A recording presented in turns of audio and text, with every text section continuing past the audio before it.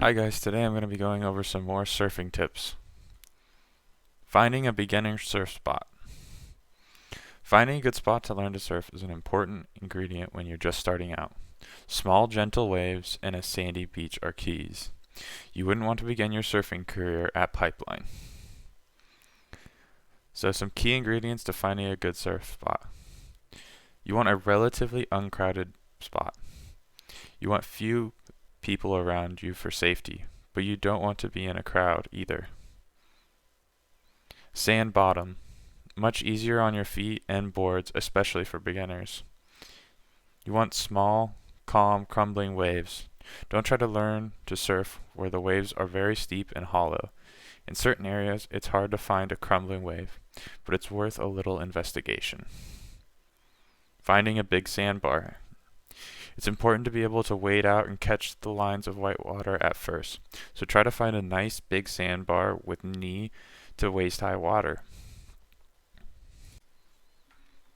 Some things to watch out for when selecting a surf spot. Don't go where the more experienced surfers are.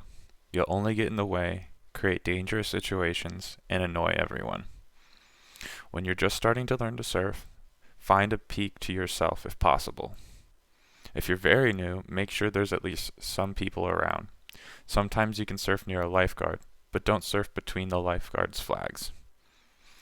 Watch out for surfing restrictions in certain areas. Some places will not let you surf during certain hours of the day.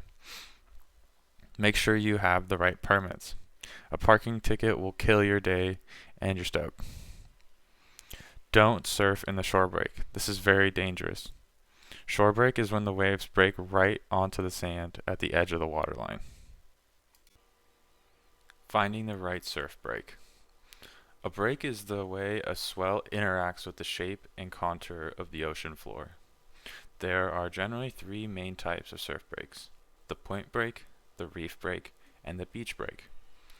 Point breaks reel off down the line and generally have one main takeoff spot. Beach breaks are generally short, fast, and punchy, and can have many takeoff spots. Reef breaks are regular, reliable, and powerful, breaking onto a coral reef ocean floor. Use an app to find information on different breaks, including swell, winds, and tides. Understand what type of break you are surfing and be prepared before you go out into the water. Use apps like Surfline or Magic Seaweed to check the conditions before you head out to the beach. This is an important thing to consider before you leave, as the conditions can change throughout the day. If you follow these tips, you are sure to stay safe and have a great time surfing. Thanks for watching.